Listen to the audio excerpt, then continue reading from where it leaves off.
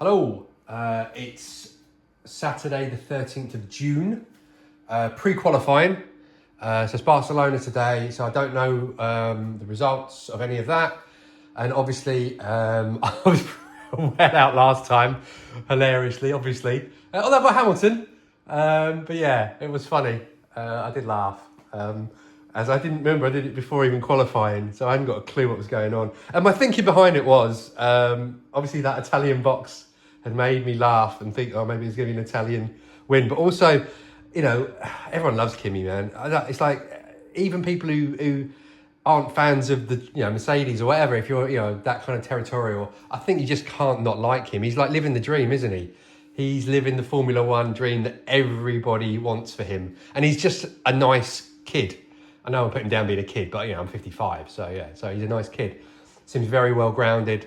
Always loved him. The fact that Netflix made a program just about that seat tells you what he was and who he was. I watch drivers very early on in their careers, and I don't really watch what they do on the track because the track is, it's milliseconds here and there and everywhere, as you know. It's more about how they handle themselves off the track. And he is like an old seasoned veteran when he's 18, 19. Nothing phases him. Yeah, he's got angry. Yeah, he shouted a bit, but he just goes, right, okay, that's gone. On with the job. It's like he's almost in a different sport at the moment. So yeah, I have no issues with Kimi winning the race. Annoyingly about the cards, of course, because the cards are now worth loads of money as Kimi cards. I've got, I can't remember if I mentioned this or not, I've got a diamond 75th anniversary Kimi Antonelli base card from Chrome 2025. It was one of these weird insert sets where you've got 4 cards in the hobby box extra.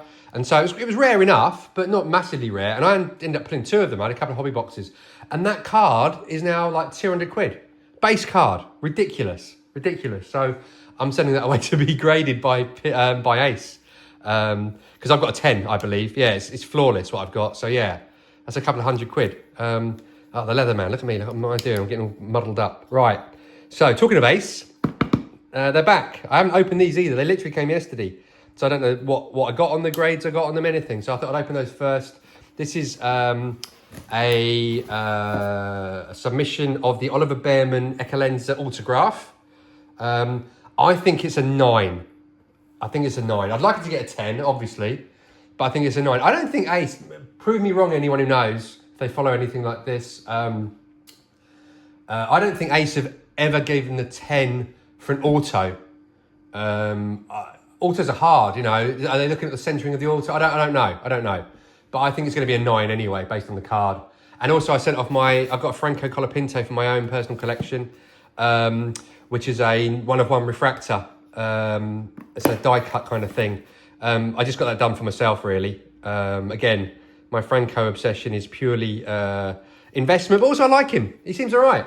He's got a look about centre about him, I think. He's got kind of arrogance, but is it arrogance? It's like confidence, not arrogance, I think. Yeah, he's a fast driver. He just needs the right opportunity, I think. Anyway, what do we get?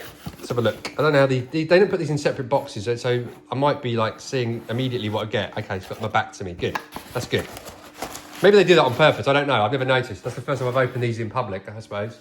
Maybe they're always upside down, so you don't see what they are. Which would make sense, because it's a bit of a surprise, isn't it? Right. What do we have? Okay, I had a disaster. As you can see, this is cut now to some cards behind, upside down. I recorded loads, and then I was like, that's weird. Why is that light not on? And then realised it wasn't recording. So, really useful. Sorry. So I've opened everything. I literally did the whole video. And now I'm to start again from where I left off, roughly. I've put the cards back into an order that they came out of the pack in, at least. And I shall return us to the conversation around the Ace grading after all that. Seriously, like a 10-minute thing about lots of things going on. I can't remember what I've said in the previous video and what I'm saying now, so I'm just going to carry on. There's the Colapinto card, the Superfractor 1-of-1, which is lovely, really nice. It moves around a little bit next to the die cut, but yeah, that's my own personal collection. As I said, I'm collecting Colapinto for a gamble on him having a great career, and also I really like him. I think he's a really good driver.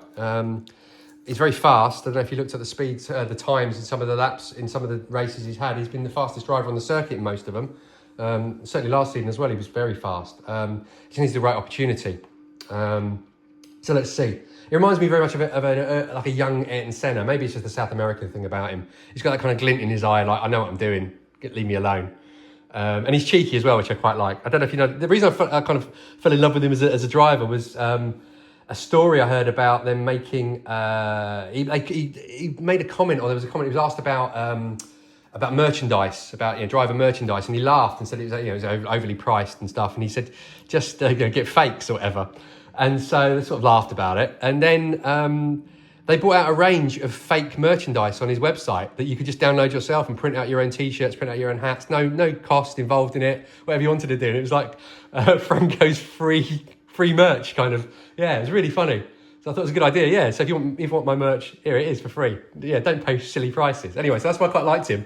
And I realised he's a decent driver and he seems all right. So anyway, so that. And this is the Bearman. So... I honestly can't remember if I left this conversation in the previous video because I haven't watched it back yet. So on the edit, I might have just said this, so be aware. I think this is going to be a 9. I don't think Ace grade autographs to a 10 ever. I don't think I've ever seen one. I might be wrong. I'm not seeing everything, obviously. If anyone knows, let me know. But I was wondering whether if it's got a sticker on it, an auto sticker on it or something, they automatically go, well, it's there's some kind of issue with it around centering or something that's not quite just because of the auto. If it's on card, different. But sticker, I just wondered anyway. So I'm expecting a 9, but I'd like a 10, obviously. Here we go. Whee! There we go. See a 9. And look at that. You can't really see it very well on the camera, but the Ace grading. The reason I go to Ace is because they continue the grading into their labels. So like there's a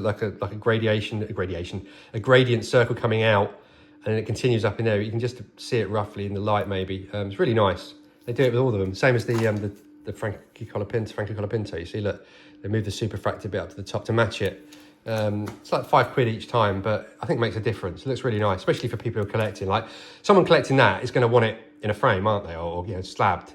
They're just going to put it on the side. And same as that. It's a 1 of 1. It needs to be looked after and respected. So anyway, yeah. So there's that. Then there's the box. Let me move the Leatherman out of the way. I'm a bit annoyed about it, really. After doing all the work. I'm letting you know also, I mentioned this on the previous video that didn't get recorded. I didn't know this was a thing. So if you do know this is a thing, put it in the comments or whatever. But I didn't realise that people would weigh boxes to see if they were going to be heavier or lighter, and there was some kind of science in it or whatever. Because I watched a guy opening a box of McLaren, the new McLaren Topps, just McLaren exclusive only, and... they're blockers in the bottom. He said these are blockers. They're in case there's a relic or something in there, it makes the weight different.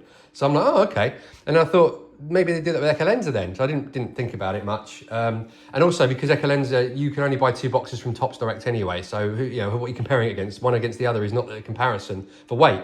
But I've got loads of boxes. I've got 16 boxes left, or 15 now. And so I've been weighing them before I came on today, just to say.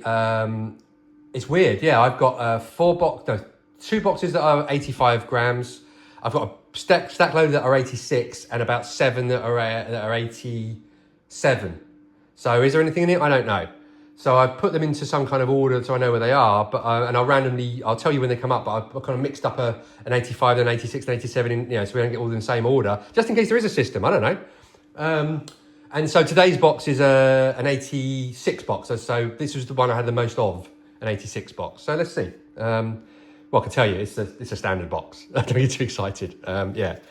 So Isaac Hadja on the base. Gabriel Bortoletto on the base. Both rookies though, which is good. Hadja's having a good season. Now he's moved to Red Bull. Maybe I can zoom in then. Focus in. He's now gone to Red Bull. I think he's like an interesting driver. His frustration he needs to control. His frustration is with himself, and he kind of takes it out on everyone else. He's a little bit arrogant because of that. But same as Lawson, I think. He needs to control his temper a little bit. Anyway, he had a good race, didn't he, Hadja, in Monaco? Anyway, I'll spot that for. I know what it is anyway. So, Montoya, he was in the McLaren box, and then Lewis which I said, I'm very happy with all those 3 cards because they are all base and I haven't got them. So anything that's coming out of these boxes base, I'm going to keep and I'm going to try and fill out and finish off a collection of Eccellenza base on my own, just buying them in the open market for this year. Although, as it stands at the moment, the experiment, I'm kind of breaking even-ish. I'm not far off.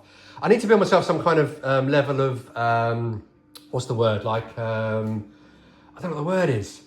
Like margin either way. So like 10% either way maybe. You know, if I lose 600 quid or I'm over 600 quid because it's like 6.5 grand of cards, is that a win? You know, where's my cutting point? Is it get my money back or is it I don't know. You know, if I was 600 quid under and had a set of Eccellenza and I've had a really good season, it's been fun, I think I'm up. You know, that's good for me. So, yeah, we'll see. I'll never think about it. But yeah, so I'm okay having those base cards because they're not in my base set. So the more in my base set, the better. Duplicates are annoying. And then first numbered is 250 and it is Lando and Oscar. Great card for that season because obviously first and third in the championship and McLaren winning the championship. And then 225, we have James Vowell, who I really like. I think he's a really good guy. Interesting team principle. I think he's got a lot of principles as well, which is good. I like him. And then the relic is non-numbered and it's a legend. It's Mika Hakkinen. An incredible driver. Yeah, Finnish champion. What a driver, yeah. Back in the day, you know, in my earlier Formula One loving days, before I fell out with it a little bit, Hakkinen, all those drivers are incredible. Yeah, so I think this box, going back to the experiment, I think in my head, just doing a rough calculation, I think we're looking at about 150 quid maybe for the box. So we're like £70 down at the moment. Maybe a little bit more for this if somebody likes, you know, collecting the James Vowell stuff. Maybe something for this, but if they were having a great season this season, then maybe this would fly.